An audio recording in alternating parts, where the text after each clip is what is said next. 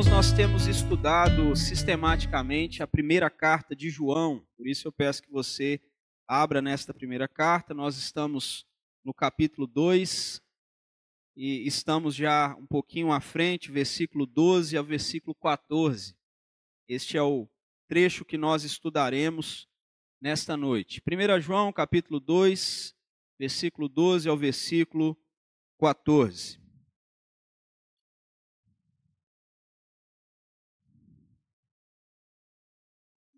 Eu me lembro que uma das coisas importantes que marcavam a trajetória de um rapaz, principalmente um rapaz, como marco de que ele estava crescendo em maturidade, era ele arrumar o primeiro trabalho. Isso era uma das grandes marcas de maturidade, pelo menos no contexto onde eu vivia, contexto cultural, onde eu vivia, onde eu fui criado. E além de arrumar seu primeiro emprego, era comum os pais darem aos filhos, quando arrumavam seus primeiros empregos, alguma responsabilidade, algo para que ele pudesse pagar ou que ele pudesse tomar conta. Às vezes era a feira da semana, o gás, a água, conta de energia. De certa forma, isso já formava ali naquele jovem um senso de responsabilidade.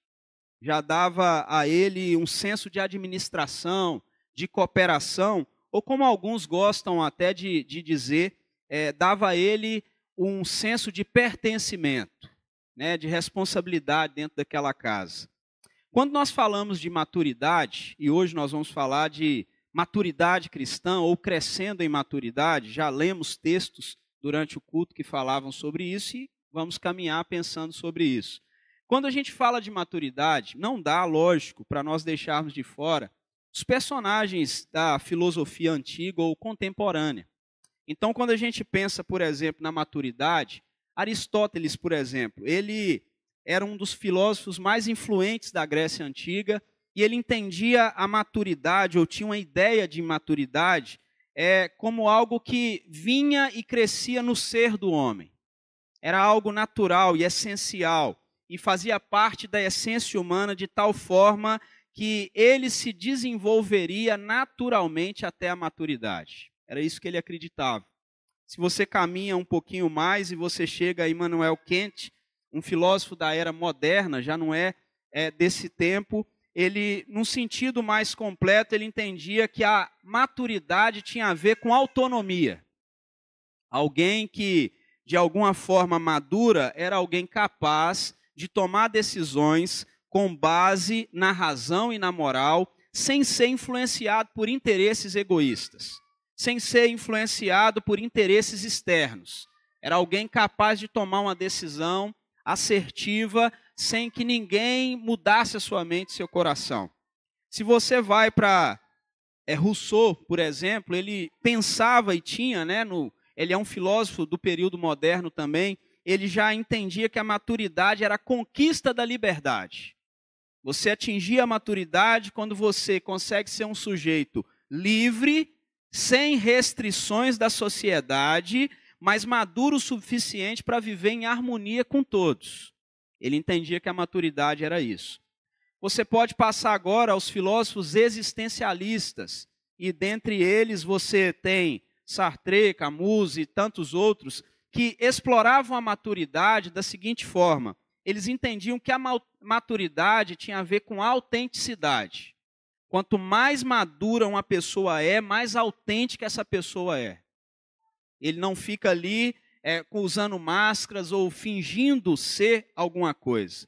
Se nós vimos para o nosso tempo, nós temos um psicólogo clínico que é considerado para o nosso tempo como se fosse um filósofo da era bem moderna mesmo, um filósofo contemporâneo, que as ideias dele são ideias que são muito discutidas, principalmente no Canadá, nos Estados Unidos, em alguns outros lugares. É Jordan Peterson, ou Peterson, como alguns também gostam de dizer. Ele escreveu alguns livros, dentre eles 12 Regras da Vida, é um livro muito famoso. Ele vai bem parecido com a linha desses filósofos, mas ele entende que a maturidade abrange 4 áreas da vida. Ele diz que a maturidade tem a ver com a sinceridade. Então, quando ele pensa sobre isso, ele diz que ser maduro é ser honesto consigo mesmo e com os outros. É evitar a qualquer custo enganar e esconder a verdade. Um segundo ponto que ele trabalha sobre a maturidade é que ser maduro é ser alguém com uma ação autêntica. É ser alguém que, em vez de apenas parecer que está fazendo algo, ele realmente faz. É alguém que age de acordo com seus valores e princípios, independente do local, ou da situação, ou da cultura onde ele vive. Em terceiro lugar, ele vai dizer que alguém maduro é alguém que evita a arrogância. Então ele diz que é uma pessoa que vive sem arrogância e sem ressentimento. É alguém que reconhece suas próprias falhas e não se torna excessivamente orgulhoso com as suas qualidades. É alguém que evita o rancor. Por fim, ele entende que ser maduro é ser agradecido. É alguém que cultiva a gratidão, reconhece as boas coisas da vida e pratica a gratidão constantemente. Ele entende assim, essa é uma pessoa madura. O apóstolo João, aqui nessa carta, nessa primeira carta, ele trata exatamente do assunto maturidade, mas no sentido do cristão. Mas isso serve para todas as áreas da nossa vida, porque o cristão completo é um cristão que não vive só a espiritualidade na igreja. Ele vive a espiritualidade em todas as áreas da sua vida. O apóstolo João, ele trata desse sentido da maturidade, ele usa aqui como terceiro fator de um cristão. Ele diz que um cristão começa com relacionamento, caminha para a comunhão, e o caminho da comunhão é levar esse cristão até a maturidade cristã. É ele ser alguém completo diante de Deus. A ideia de João, ela é bem parecida com o que está em 2 Timóteo, capítulo 3, 16 e 17, que é o texto diz sobre a palavra: toda a escritura é inspirada por Deus, útil para o ensino, para a repreensão, para a correção, para a educação na justiça, com o propósito de que o homem de Deus seja perfeito e perfeitamente habilitado para toda boa obra. A expressão aqui perfeito é maduro ou capaz de fazer toda boa obra. Então, tanto Paulo falando a Timóteo, como João escrevendo aqueles irmãos, ele está falando ou tratando sobre a maturidade. O reverendo Ludigero Bonilha, muito conhecido de alguns irmãos, um pastor já que pastoreou a primeira igreja presbiteriana de Belo Horizonte durante quase 40 anos, ou até mais do que isso, eu não estou ao certo. Ele diz que uma das maldições encontradas na igreja é que nela se encontram crentes imaturos. E ele fala isso no sentido de que cristãos que nunca crescem, que nunca progridem, que nunca caminham, são cristãos que são bebês espirituais que dão muito trabalho.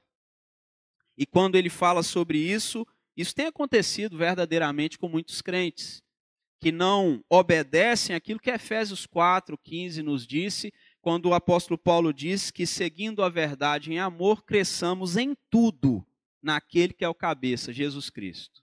Cresçamos em tudo, em todas as áreas da vida. Então, de algum modo, alguns cristãos, de forma excessiva, eles não vivem a verdadeira maturidade. Quando nós olhamos então para o texto que vamos ler agora, ele vai falar para nós um pouquinho sobre o caminho da maturidade ou etapas da maturidade de um cristão.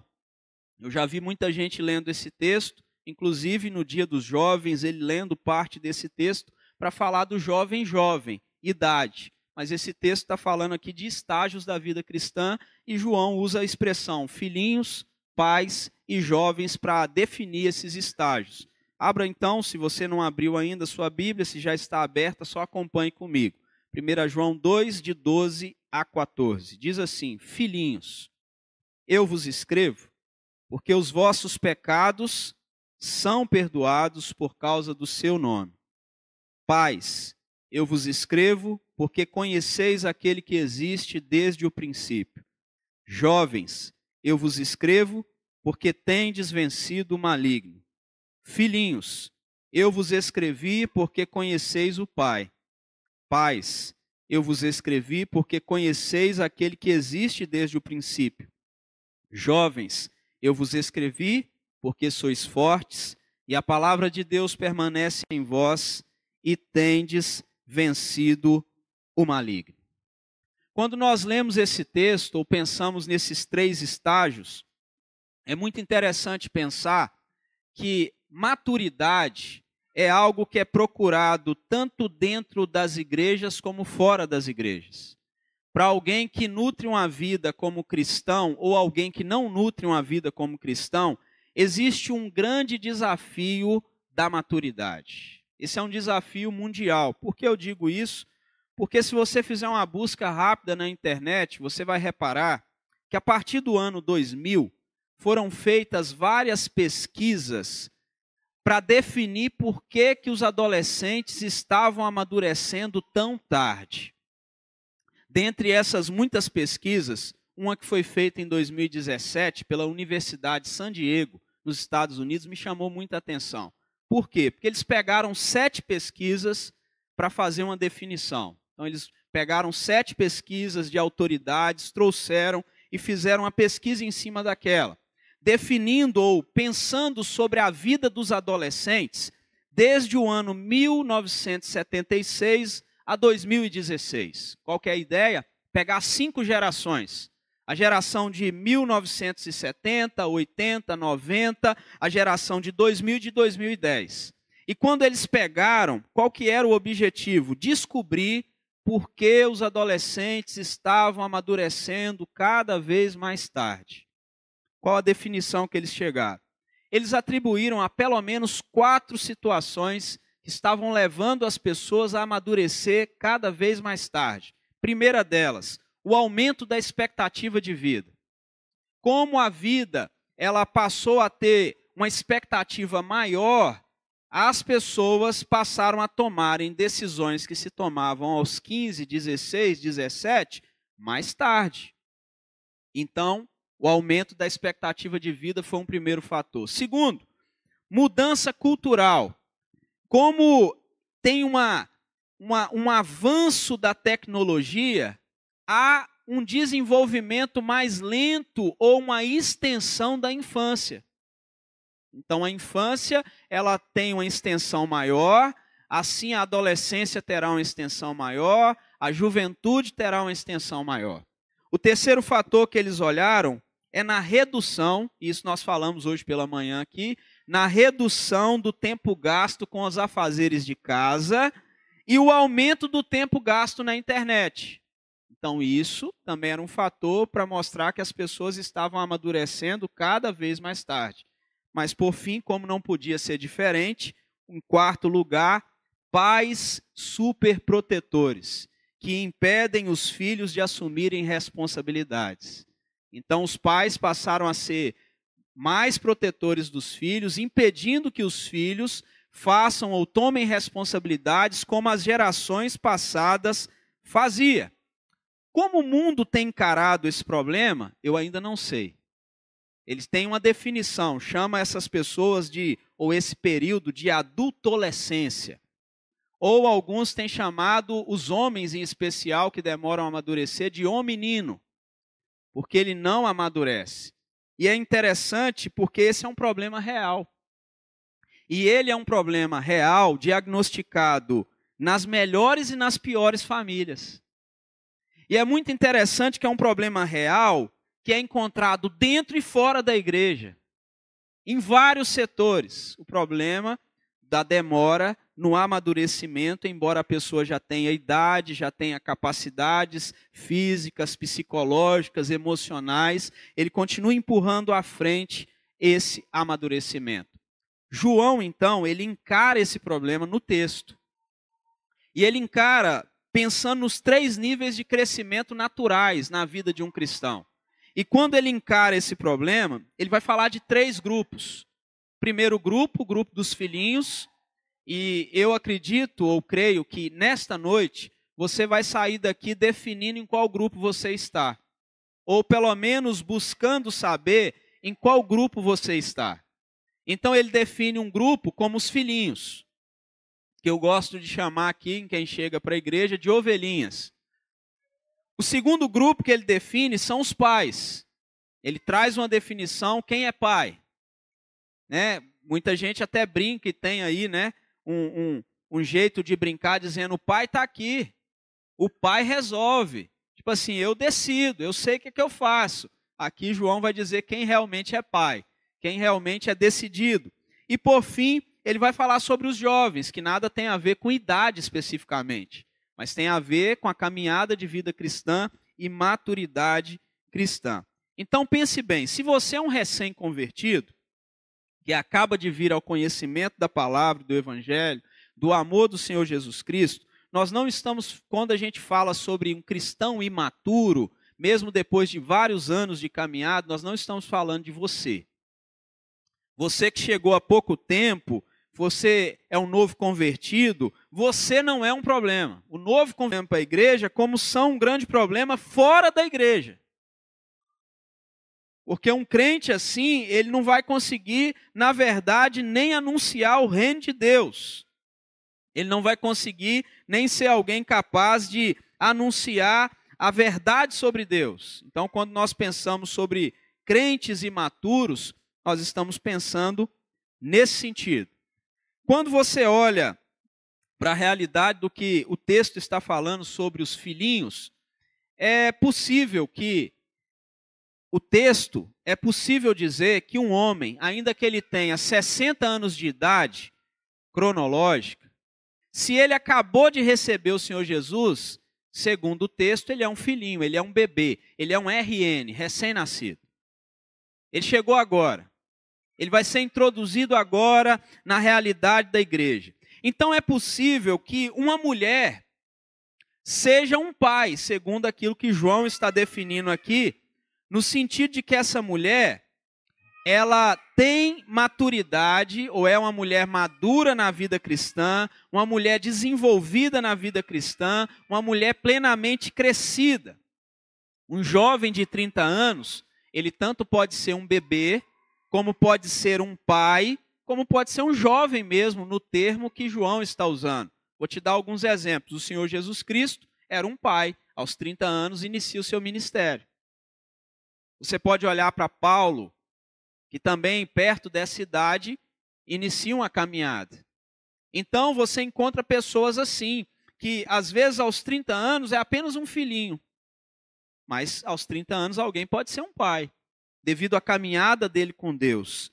Você não é definido, segundo aquilo que João está trazendo aqui para nós não somos definidos pelo tempo que você tenha vivido como crente. Ah, eu tenho 30 anos de membro da igreja. Você não é definido, segundo João, dessa maneira. Só que pense bem, essa é uma avaliação necessária.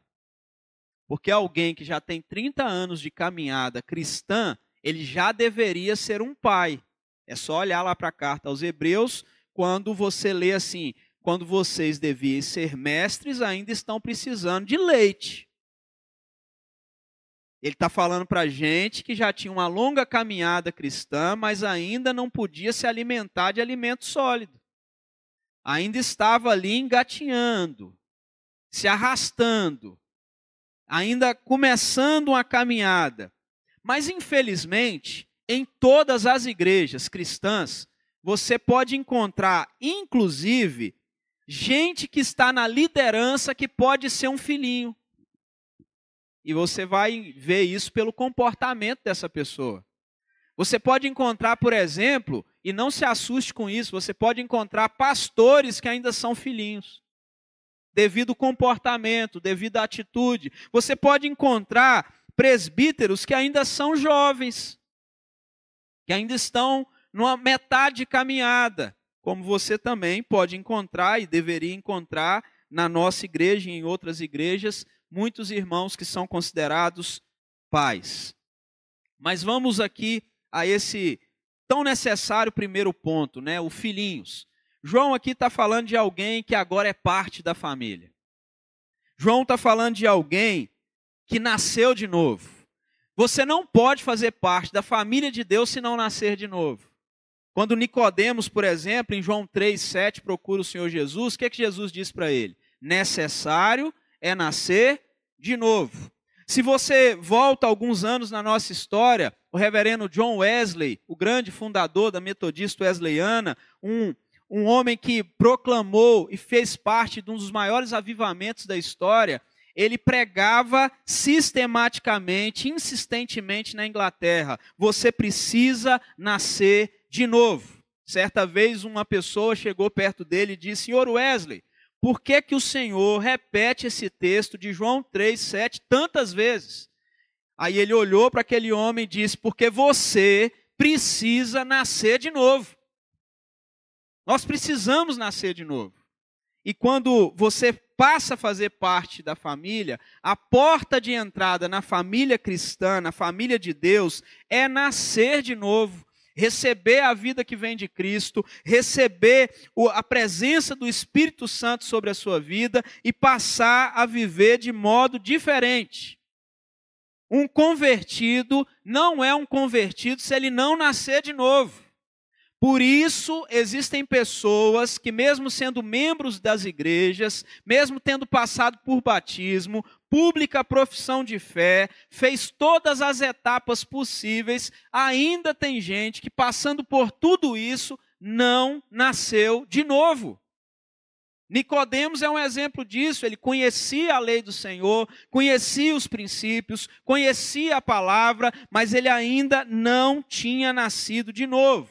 E pense bem, quando uma pessoa nasce de novo e passa a fazer parte dessa nova família, ele passa por toda uma adaptação, um novo estilo de vida. E não somente isso, ele precisa alterar as convicções dele, ele precisa modificar o comportamento dele, porque não dá para ele viver a vida do mesmo jeito, uma vez que ele nasceu de novo. Então o apóstolo João, ele descreve aqui, de forma primordial, a experiência de alguém que acabou de nascer. Então olhe para os filhinhos aqui do texto e olhe para alguém que acabou de receber o Senhor. E o que é mais importante para alguém que acabou de receber o Senhor? A expressão que João usa: porque os vossos pecados são perdoados por causa do seu nome. Aquele que acabou de nascer, o que ele precisa receber como selo, fazendo parte dessa família, é ter a certeza que os seus pecados foram perdoados. Não tem mais o peso da culpa, não tem mais esse peso sobre ele. Aquele livro, O Peregrino, de John Bunyan, ele fala sobre a luta através do atoleiro do desanimado. Eu não sei se você lembra ou se você já leu o livro, mas eu incentivo a ler. Porque ali ele conta a história de alguém que está numa caminhada cristã. E ele conta que o peregrino estava passando pelo atoleiro do desanimado e ele estava desencorajado, com um grande pesado fardo em suas costas, até que ele vê a cruz e ele vai até os pés da cruz e ele sente o fardo sendo tirado de suas costas e ele experimenta um sentimento imenso de alívio, um sentimento imenso de liberdade. Essa é a experiência do perdão dos pecados. É tirar um peso de cima das suas costas. É você se ver livre. E frequentemente algumas pessoas ainda se lembram do peso que sentiam antes de receber Jesus. É como se saísse toda aquela casca de cima de você, toda aquela máscara, toda aquela mentira, tudo aquilo que você vivia e de repente te causava assombro, todo o fardo que você tinha, você se vê livre completamente, você não tem mais aquela aflição na sua consciência. Mas talvez tenha alguém aqui nessa noite que ainda esteja carregando esse fardo. Mesmo sendo criado na presença de Deus, na igreja.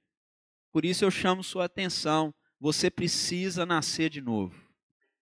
Se ver livre desse fardo.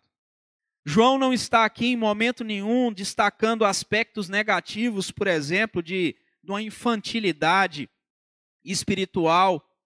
Mas ele marca esse filhinho como alguém que nasceu de novo, sendo alguém que os pecados foram completamente perdoados. Olha só, bebês ou os filhinhos, eles demonstram instabilidade espiritual em muitos momentos. Aqueles que são filhinhos, eles são dependentes dos outros em muitos sentidos, para a caminhada cristã, para o incentivo cristão. É assim que os bebês são. E é interessante que, apesar dos bebês manifestarem muitas qualidades negativas, João ele está aqui focando naquilo que eles receberam. Eles são agora parte da família, eles nasceram, glória a Deus por isso. Então, É capaz de que alguém que caminha durante tantos anos na igreja ainda seja um filhinho? Sim. Pode ser que você comece a caminhada exatamente hoje, a partir desse start de entender que você não caminhou, não progrediu, não cresceu na presença de Deus. Quando você olha então para os filhinhos aqui, João ele fala algo muito certo sobre os filhinhos. Eu entrei com João ali à porta e parei perto do nosso irmão Antenor, perto da nossa irmã Lúcia, e a Lúcia falou assim, nunca vi esse menino chorar, e eu olhei para ele, comecei a brincar com ele, imediatamente ao ouvir a voz, ele sorriu, aí o Antenor falou assim, ele conhece o pai. Obrigado, viu, Antenor, porque isso casa com a mensagem.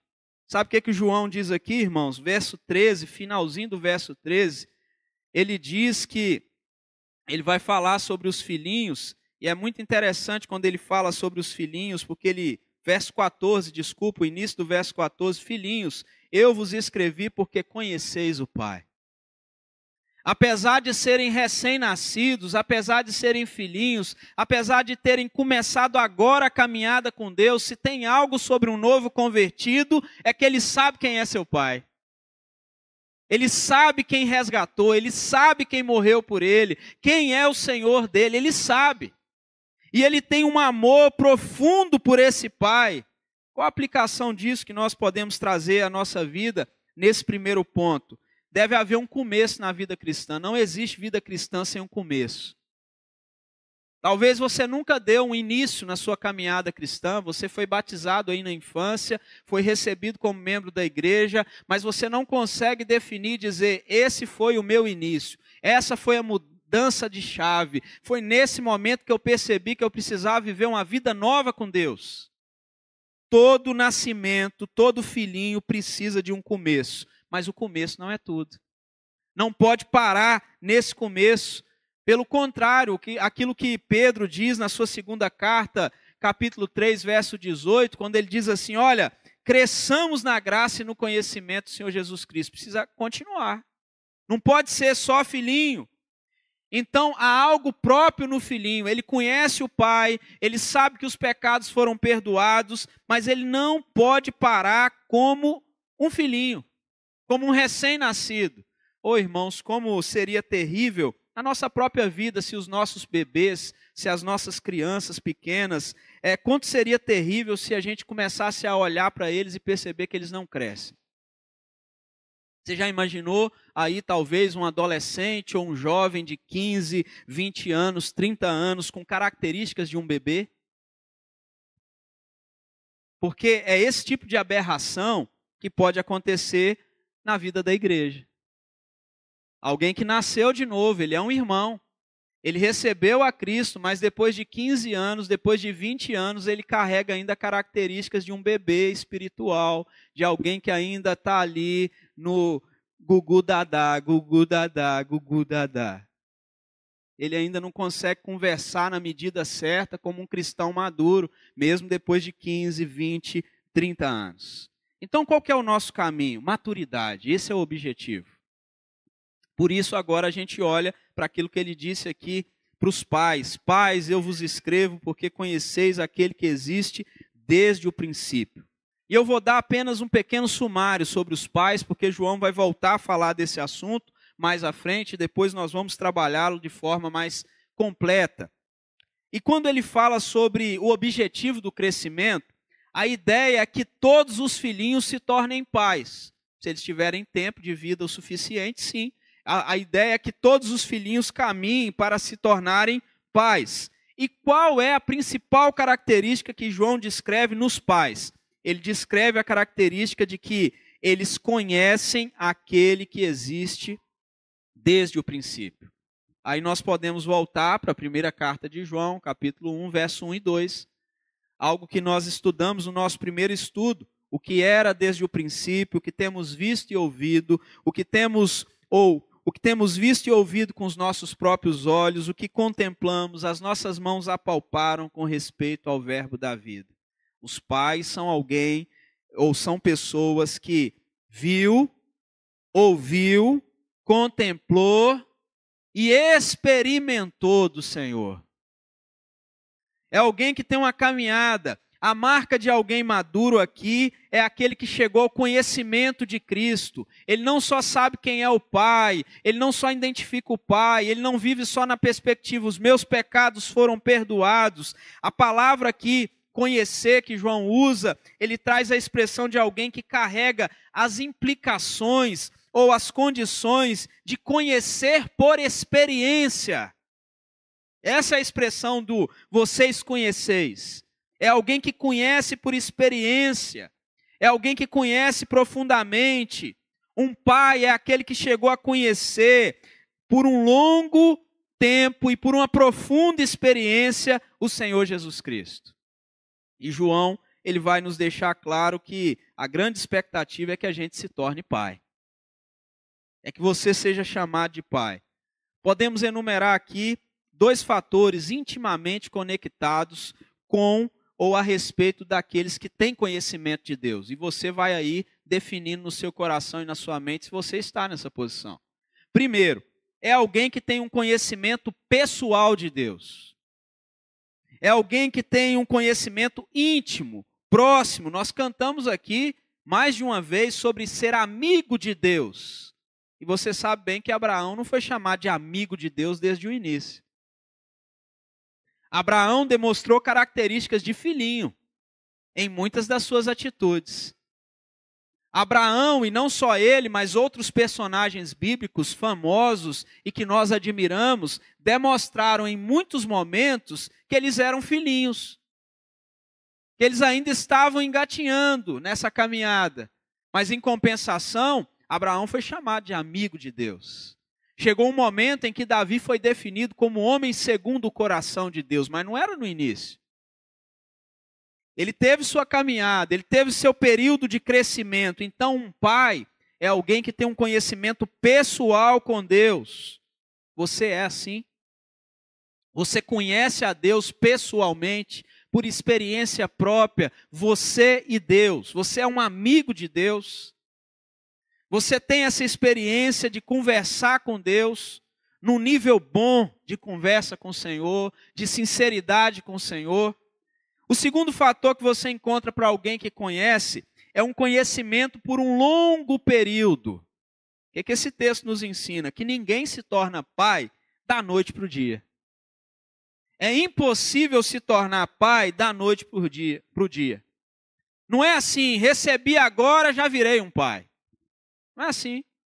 É tão interessante isso que Pedro, depois de 3 anos caminhando lado a lado com Jesus, demonstrava muitas atitudes de um filhinho. Muitas palavras de um filhinho. E é mais interessante ainda olhar ou observar que o apóstolo Paulo, embora fosse um erudito da sua época, conhecedor de muitas histórias bíblicas, ou da Torá, ou de toda a história do Velho Testamento, ainda assim, quando o apóstolo Paulo cai por terra diante daquela luz que brilhou, e ele recebe o Senhor Jesus Cristo, ele é levado para um local, e ele fica ali por pelo menos 3 anos inicialmente, sendo nutrido, sendo ensinado, recebendo aquilo que era o novo de Deus para a vida dele. E lá em Gálatas capítulo 1 ele confirma isso, que ele ficou 3 anos nessa condição. Mas o mais interessante disso tudo é que você passa a página e vai para Gálatas capítulo 2, e no início ele diz que ele volta para Jerusalém depois de 14 anos. Sabe o que acontece depois de 14 anos? Algo que a gente às vezes acha que aconteceu imediatamente. Separai-me agora, Barnabé e Saulo, para o ministério que tenho chamado. Fez a conta? Quanto tempo sendo nutrido, vivenciando uma vida com Deus? Aí sim, depois desse longo período, o apóstolo Paulo passa e começa a abrir as igrejas, fazer o trabalho missionário, as viagens missionárias, mas depois de um longo tempo. Então, quem é um pai?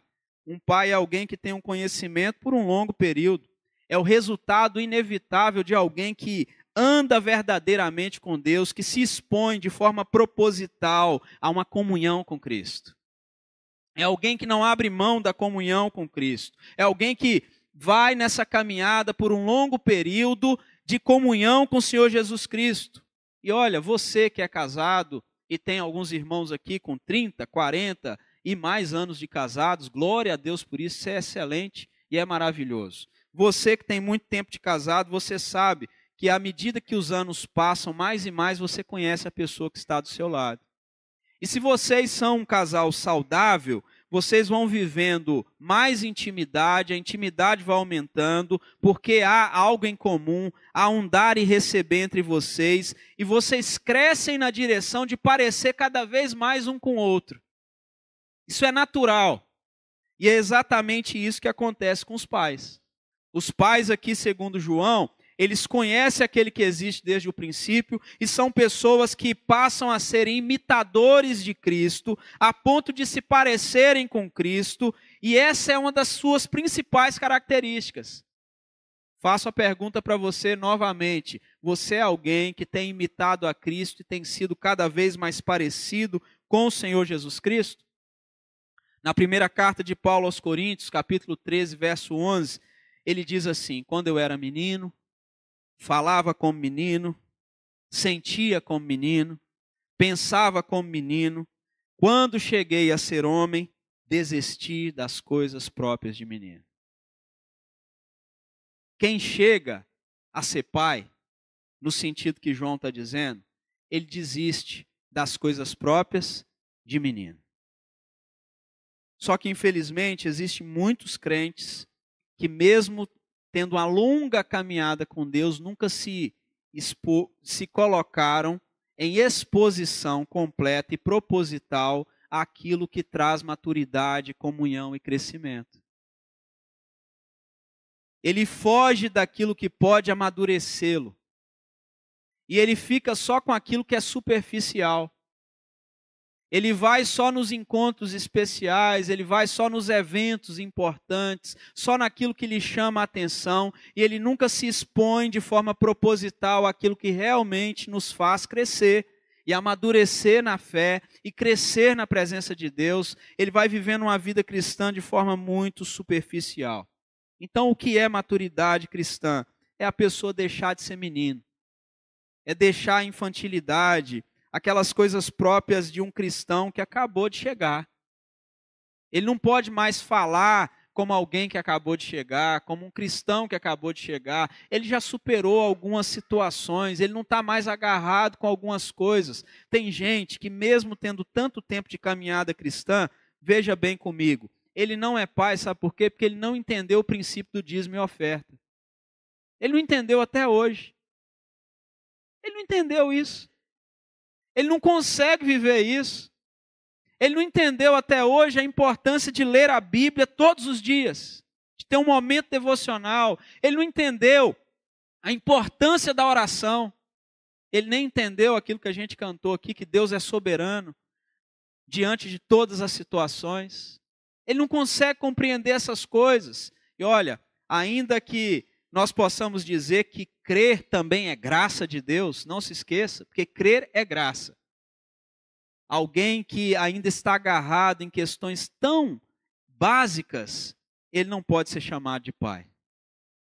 Alguém que age ainda de forma infantil em questões tão básicas da vida cristã, ele não pode ser chamado de pai.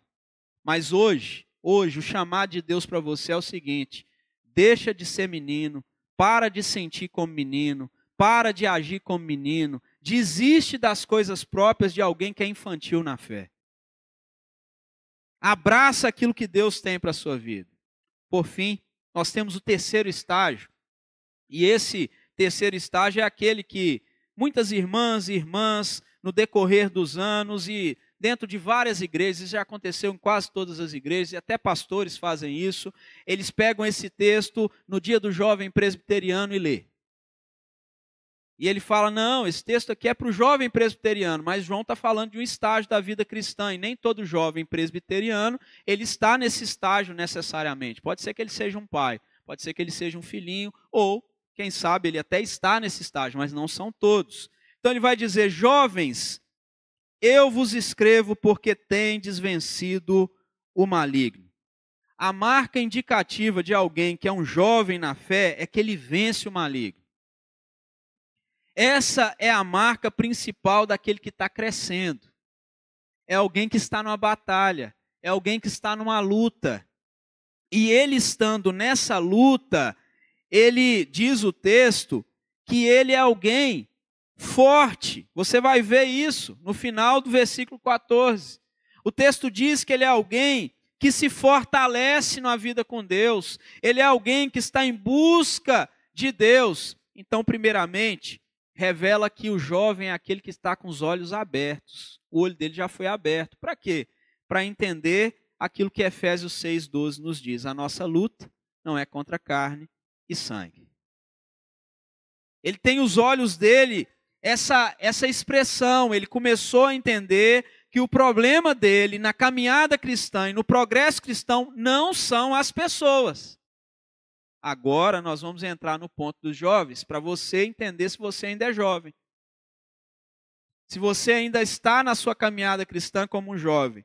Porque o crente imaturo é alguém que racionaliza o seu pecado e diz: se fulano deixaste de me aborrecer, meu chefe, minha sogra, meu filho, minha mãe, meu pai, minha esposa, o presbítero, o país, o pastor, se todos deixassem de me aborrecer, eu seria uma pessoa ótima. São as pessoas que são culpadas ou efetivamente atrapalham e são o meu problema. Aqui você tem a expressão de alguém bem infantil. O jovem não. O jovem é alguém que tem vencido essas circunstâncias, que inclusive envolve as pessoas. O jovem é alguém que não luta contra carne e sangue. Ele entende que não são as pessoas que são o problema. Ele sabe que o problema são os principados, as potestades. Ele luta contra os espíritos ímpios que atuam nos lugares tenebrosos, contra os dominadores dessa era presente. Ele sabe que a luta dele é essa. A batalha principal, segundo aquele que é jovem aqui nesse texto, a batalha principal se trava na arena da mente. Porque ele está fazendo uma transição, ele nasceu de novo e agora ele caminha crescendo em Deus e a batalha que ele trava é aqui, na cabeça. E não se engane, tem muita gente que se perde nesse caminho. E ele fica nessa juventude quase que eterna. Porque ele trava essa batalha da mente, ele trava batalhas com as atitudes, com as tentações sutis, ilusórias, que chegam de maneira assim bem escondida. E ele fica preso nessa batalha. Mas o jovem, segundo esse texto, é alguém que está indo rumo à maturidade. Essa é a luta do jovem. Esse jovem está com os olhos abertos para encarar o que tem pela frente, entender a luta que ele tem, entender que ele luta contra forças invisíveis, poderosas. Ele não negligencia que essas forças estão aqui tentando convencer a mente e o coração dele, mas ele faz o que diz Efésios 6,10. Ele se fortalece no Senhor. Ele busca força no Senhor. Ele busca a identidade dele em Cristo. Então, quem está nesse estágio aqui é alguém que aprendeu a andar em espírito. Ele precisa andar perto de Deus.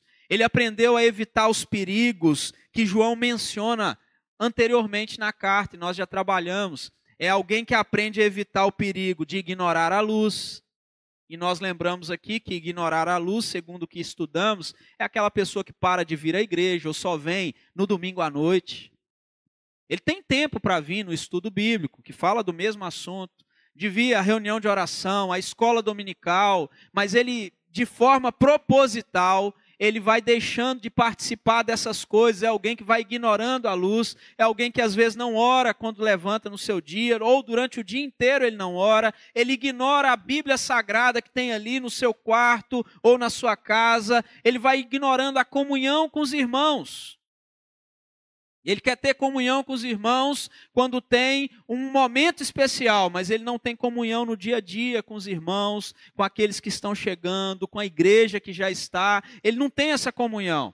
Então, os jovens são alguém, segundo esse texto, que estão lutando contra esse perigo de ignorar a luz, de viver ou ser um ateu prático, não teórico, mas prático, pela vida que vive. É alguém que está evitando o perigo de negar a possibilidade do pecado. É aquela pessoa que diz, eu não pequei, eu não tenho pecado. É alguém que está evitando o perigo de racionalizar o seu pecado, de ficar chamando o seu pecado ou dar ao seu pecado nomes mais charmosos, né? Nomes mais bonitos para o seu pecado. Ele chama o seu pecado de nomes mais bonitos. Hoje pela manhã a gente viu o apóstolo Paulo definindo um dos pecados que muitas pessoas carregam, né? Usando expressões bem profundas e difíceis, mas expressões que são necessárias. Então, o pecado tem um nome, e essa pessoa que é o jovem que está crescendo, ele evita a qualquer custo esse tipo de racionalização do seu pecado. Então, quando nós olhamos para o jovem, quem está nesse estágio é alguém que está andando em comunhão, andando em espírito, mas ele ainda não chegou à maturidade cristã. Ele ainda não é pai. Ele ainda trava uma luta. Ele é espiritual, mas ele ainda não é maduro. E por isso, e por fim, a gente faz uma definição sobre a diferença entre espiritualidade e maturidade. As duas coisas andam juntas, mas ainda assim são diferentes. Há uma diferença, às vezes, sutil nesse propósito, mas existe. A maturidade é o nosso objetivo, o nosso alvo final. Nós precisamos chegar à maturidade. Isso é o que o Espírito de Deus almeja, isso é o que o Espírito de Deus veio fazer, não só nos consolar, como nos levar à maturidade cristã. É por isso que nós devemos ser cheios do Espírito. É por isso que devemos buscar transbordar do Espírito, para nós chegarmos à maturidade. É isso que almeja o Espírito Santo. Mas pense bem, cristãos amadurecidos e experimentados, eles vivem a espiritualidade. Mas a espiritualidade é o processo pelo qual você chega lá. Então o jovem que ainda não é maduro, segundo esse texto, é alguém que está nesse processo da espiritualidade. Ele está buscando se firmar cada vez mais. Ele está gastando tempo em comunhão. Ele está gastando tempo em relacionamento espiritual. Ele está gastando tempo com o Filho de Deus. Ele está buscando mais a Deus. Ele é espiritual, mas ainda não é maduro. A espiritualidade dele precisa ser mais firmada. Ele precisa ter algumas definições melhores. Ele precisa fazer aquilo que nós estudamos aqui na última quarta-feira. Ele tem que colocar de lado os princípios elementares, aquilo que é básico. Ele não pode estar voltando sempre no que é básico para dizer, eu preciso aprender isso aqui de novo, eu não aprendi até hoje. Quando sua mãe ou quem foi que te ensinou, no meu caso foi minha mãe, quando sua mãe te ensinou, alguém te ensinou a fazer o arroz, ele passa ali uma receita básica. Como que faz? De que jeito que faz? Quantidade que faz? A maneira que faz? O tipo de panela? Para não queimar? O tempo? Se tem que colocar água quente? Se tem que colocar água fria? Se tem que lavar o arroz ou não? A pessoa te ensina um caminho. Depois de alguns anos, você não precisa mais abrir seu celular, buscar um tutorial 5.0 de como fazer um arroz. Você já aprendeu. E a vida cristã também é assim. Os princípios elementares você já aprendeu. Você não precisa ficar voltando nele, buscando receita nova, método novo. Você já sabe que aquilo ali é primordial. Você já sabe que aquilo ali é necessário. Agora pense comigo. Como isso funciona no nível físico? Se talvez o seu filho ou a sua filha se aproximar, e eu acredito que a maioria das crianças fazem isso, chega perto do pai e da mãe e diz assim, papai, mamãe, eu quero crescer e ficar grande logo. Eu quero ser um adulto. Como foi que o senhor, a senhora chegou a esse ponto? Eu acredito que você não responderia assim, olha meu filho, se esforce para crescer. Estique-se, estique-se, estique-se, estique-se o máximo que você puder para crescer. Faça alongamentos todas as manhãs, alongue-se o máximo que você puder e você vai crescer. Não, eu acredito que você é inteligente o suficiente para dizer para o seu filho o seguinte, filho, se você comer bem, se você se exercitar, se você dormiu o suficiente, se você mantiver a sua saúde, você naturalmente crescerá. Essa é a resposta comum. À medida que os anos passarem, você vai crescer. Você vai dizer quase que para ele assim, o crescimento é automático. Exceto se você tiver alguma enfermidade, a falta de alguns hormônios, você vai chegar onde eu cheguei até passar de onde eu cheguei. E talvez você diga para o seu filho assim, não se preocupe tanto com respeito ao crescimento, faz o seguinte, se entregue às condições que promovem o crescimento. Se exponha àquilo que te faz crescer. Coma bem, se alimente bem, se coloque na condição do crescimento. Faça um esporte, o papai e mamãe vai te colocar no esporte para você continuar se desenvolvendo. Agora aplica isso na vida cristã. Porque é igualmente verdade. A chave para o crescimento é se expor às condições do crescimento. É se alimentar bem, de quê? Da palavra de Deus. É se colocar na condição de uma saúde espiritual que proporcione para você crescimento espiritual. Mas muitas pessoas, eles não querem se expor àquilo que lhe faz crescer espiritualmente. Ele não se expõe. E por não se expor, ele continua como menino. Ele continua como menina na fé. Ele continua infantil. Ele continua conversando como menino, mesmo sendo um cristão de muitos anos. Ele continua sentindo como menino, mesmo como um cristão de muitos anos. Ele continua agindo como menino, mesmo sendo um cristão de muitos anos. Ele não deu os passos que precisavam dar. É quase que o apóstolo João está dizendo, olha, coma de Cristo, coma a sua palavra, cresça no conhecimento dele, pense nas coisas lá do alto, é o que diz o apóstolo Paulo, pensai nas coisas lá do alto, não nas que são aqui da terra. É João dizendo, fale, comunique-se com Cristo, descanse em Cristo, aprenda a confiar no poder de Cristo, não na sua própria força, não no seu próprio poder. Entregue-se confiantemente na expectativa de que aquele que começou boa obra é fiel para completá-la. Ele não vai te deixar nessa condição, se você se colocar à disposição. Então, à medida que o tempo passar, pouco a pouco, passo a passo, ano após ano, nós vamos nos tornando mais parecidos com Cristo. Porque é graça. Tem a nossa parte de se expor, de se colocar à disposição, de buscar, de bater, mas ainda assim é graça. Nós seremos mais e mais parecidos e teremos mais e mais a personalidade de Cristo Jesus, nosso Senhor. Qual que é o convite que eu te faço para que nós possamos orar? Se você se identifica aí como um menino, mesmo depois de tantos anos de caminhada cristã, que tal sair desse ponto? Comece com o primeiro passo. É assim que toda criança começa a andar. O papai, a mamãe o levanta e começa a ajudar a dar os primeiros passos. Está cansado de engatear na fé? Que tal começar a caminhar?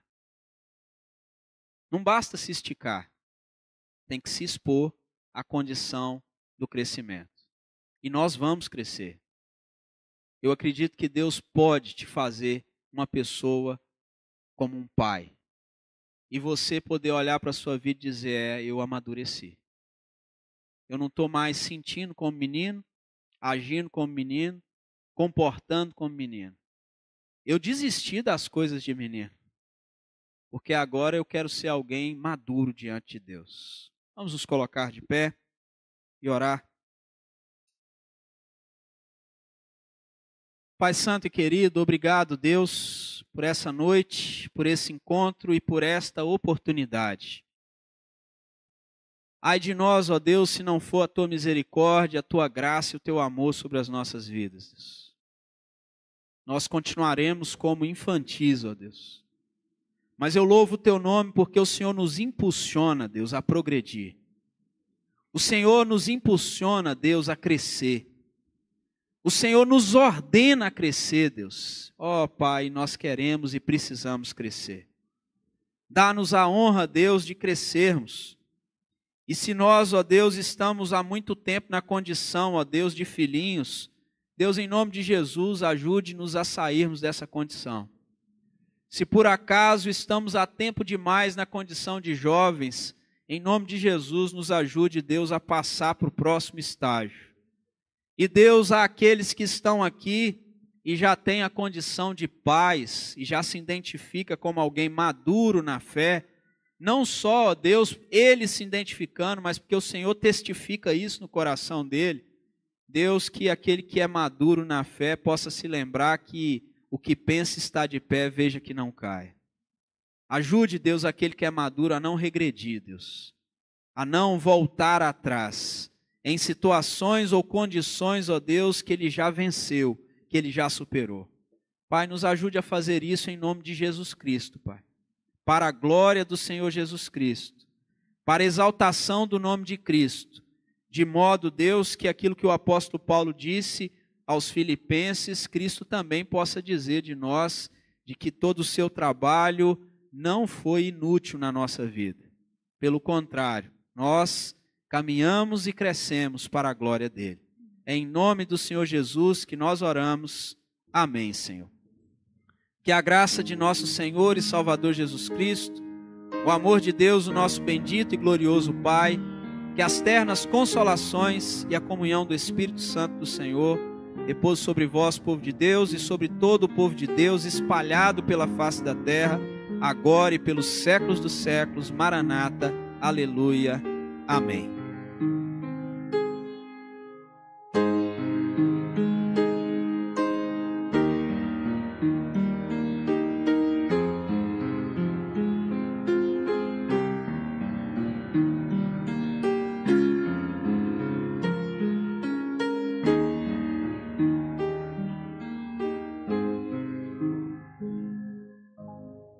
Deus continue os abençoando. Nós temos um tempo aqui de boa comunhão.